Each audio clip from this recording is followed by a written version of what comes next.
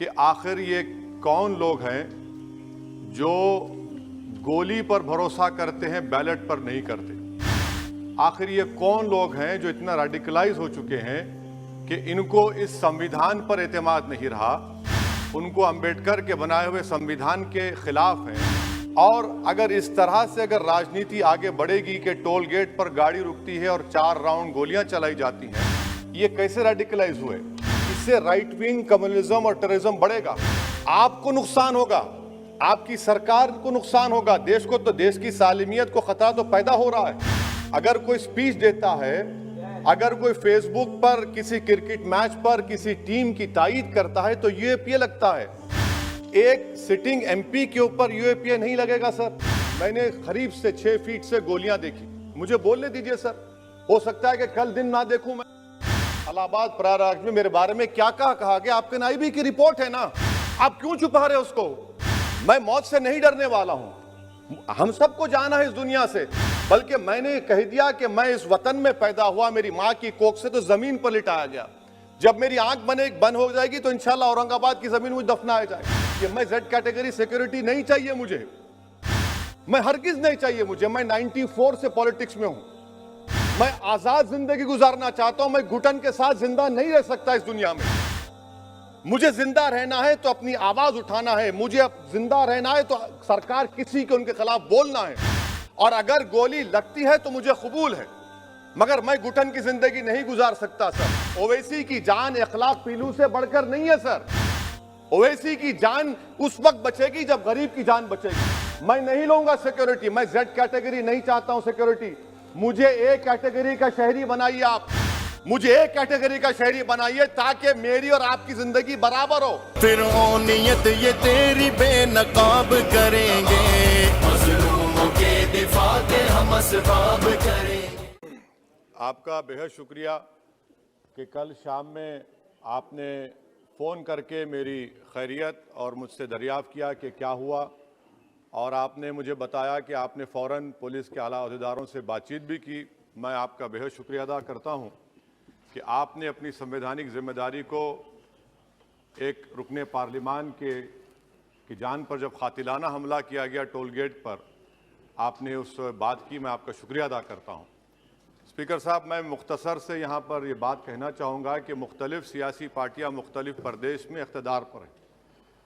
ये बात आप तमाम को मैं गोशेगुजार कर रहा हूँ कि आखिर ये कौन लोग हैं जो गोली पर भरोसा करते हैं, बैलेट पर नहीं करते।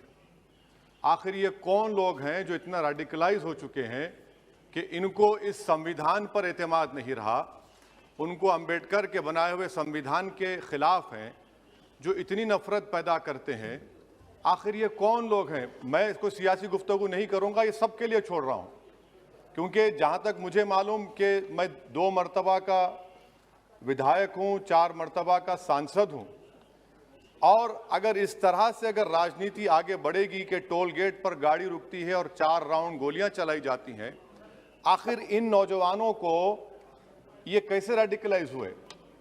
और मैं सरकार से पूछना चाहता हूं कि क्या उन्होंने ये रेडिकलाइजेशन सैयद कुतुब की किताब पढ़कर रेडिकलाइज हुए, अब्दुल्ला अज़ाम की किताब पढ़कर रेडिकलाइज हुए, या अयमन अल ज़ोहरी की किताब पढ़कर रेडिकलाइज हुए? इसीलिए मैंने सरकार से 2015 में कहा था कि इंटरनल सिक्योरिटी डिपार्टमेंट एमएचए में, उसमें तमाम मज़ाहिब के लोगों का एक काउंटर रेडिकल सेल बनाइए आप। और सर, ये रेडिकलाइज हो चुके हैं तो भारत की इससे राइट विंग कम्युनिज्म और टेररिज्म बढ़ेगा। मैं आपसे अपील कर रहा हूं कि जो गलती एनडीए 1 में की थी, आप वही करने जा रहे हैं। आपको नुकसान होगा, आपकी सरकार को नुकसान होगा, देश को तो, देश की सालिमियत को खतरा तो पैदा हो रहा है। सर, मैं आपके जरिए से सरकार को यह भी बताना चाहूंगा कि जिन लोगों ने ये रेडिकलाइजेशन किया है, आप इस पर गौर करिए, इन पर यूएपीए क्यों नहीं लगाते आप? अगर कोई स्पीच देता है, अगर कोई फेसबुक पर किसी क्रिकेट मैच पर किसी टीम की तायीद करता है तो यूएपीए लगता है। एक सिटिंग एमपी के ऊपर यूएपीए नहीं लगेगा सर। मैं सरकार पर छोड़ता हूं। सर, चौथी बात यह है कि रेडिकलाइजेशन की जब बात होती है, हमने यहां पर एक कांग्रेस के बड़े नेता से सुना कि 2 भारत हैं। दौलत के एतबार से नहीं सर। भारत की दौलत मोहब्बत है। भारत की दौलत पैसों की दौलत नहीं है। भारत की दौलत मोहब्बत है। हां, दो भारत हैं, एक मोहब्बत पर जो पिछले कई बरसों से आबाद है और एक नफरत पर भारत बन रहा है। तो क्या आप दौलत की भारत की मिसाल देंगे या मोहब्बत की भारत की मिसाल देंगे? अगर मोहब्बत की भारत की मिसाल देंगे तो उसमें आपको मेरी जबान को रोकने के लिए गोली चलाने की जरूरत नहीं है। इस दो भारत को समझने की जरूरत है सर। खत्म सर, मुझे खत्म सर सुनिए सर, मैंने करीब से 6 फीट से गोलियां देखी, मुझे बोलने दीजिए सर। हो सकता है कि कल दिन ना देखूं मैं। अगर मैं यहां पर नहीं बोलूंगा तो कहां बोलूंगा सर? आप मुझे प्लीज बोलने दीजिए सर। मैं आपसे गुजारिश यह करना चाहूंगा कि आप हरिद्वार में, रायपुर में और इलाहाबाद प्रयागराज में मेरे बारे में क्या कहा गया? आपके नाईबी की रिपोर्ट है ना, आप क्यों छुपा रहे उसको? देखिए, मैं मौत से नहीं डरने वाला हूं, हम सबको जाना है इस दुनिया से। बल्कि मैंने कह दिया कि मैं इस वतन में पैदा हुआ, मेरी मां की कोख से तो जमीन पर लिटाया गया। जब मेरी आंख बंद हो जाएगी तो इंशाल्लाह औरंगाबाद की जमीन मुझे दफनाया जाएगा। मगर मैं आपसे अपील करना चाह रहा हूं सरकार से सर, कि जो कुछ बातें की गई हैं उसको देखिए। मैं जेड कैटेगरी सिक्योरिटी नहीं चाहिए मुझे, मैं हरगिज नहीं चाहिए मुझे। मैं 94 से पॉलिटिक्स में हूं। मैं आजाद जिंदगी गुजारना चाहता हूं। मैं घुटन के साथ जिंदा नहीं रह सकता इस दुनिया में। मुझे जिंदा रहना है तो अपनी आवाज उठाना है, मुझे अब जिंदा रहना है तो सरकार किसी के उनके खिलाफ बोलना है, और अगर गोली लगती है तो मुझे कबूल है, मगर मैं घुटन की जिंदगी नहीं गुजार सकता सर। मेरा मानना यह है कि संविधान में अगर देश के गरीबों को, मजलूमों को, अल्पसंख्यक समाज को सिक्योरिटी मिलेगा तो मुझे मिलेगी सर। आपकी चिंता हमें है ना सर। मैं इसलिए सिक्योरिटी दे रहे हैं सर आपको नहीं सर।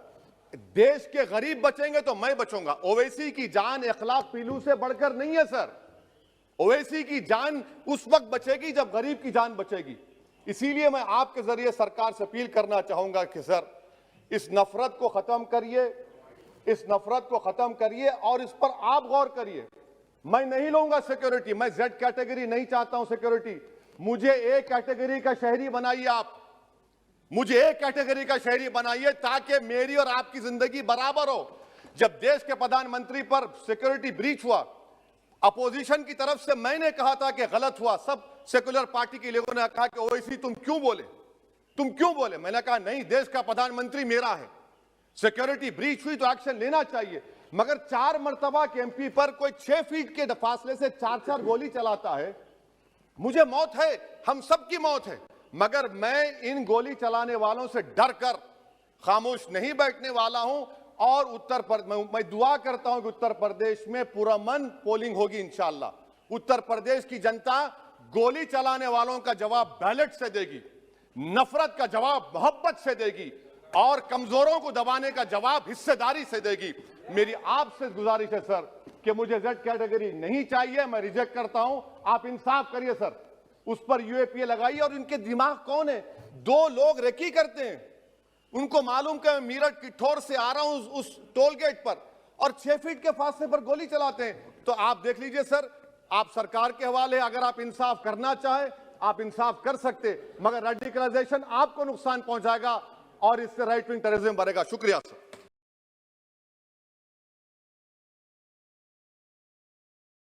मुफ्ती अरबी एंड ड्रेस, इस्लामिक फ़ैशन, अरबी दिक़लात, मकतब के बच्चों के लिए एक नायाब तोहफ़ा। रमज़ान, ईद और दीगर तक़रीबात के लिए उम्दा क्वालिटी के दिलकश खूबसूरत अरबी ड्रेसेस इंडिया में कहीं भी हासिल करने के लिए अभी कॉल करें। मुफ्ती अरबी and dress, Ibrahimpura, Bhopal, India.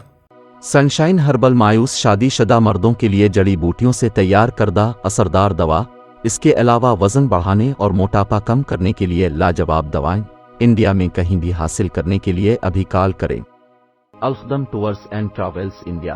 तकमीली तलवीना, ताकत, सेहत और शिफा के लिए एक बेहतरीन नुस्खा।